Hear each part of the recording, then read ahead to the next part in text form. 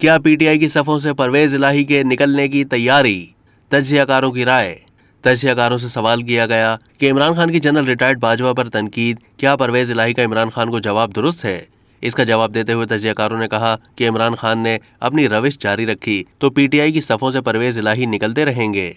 नून league, peoples party, काफ league आपस में मुखालिफ जमाते हैं। जनरल बाजवा सबके मोहसिन कैसे हो सकते हैं?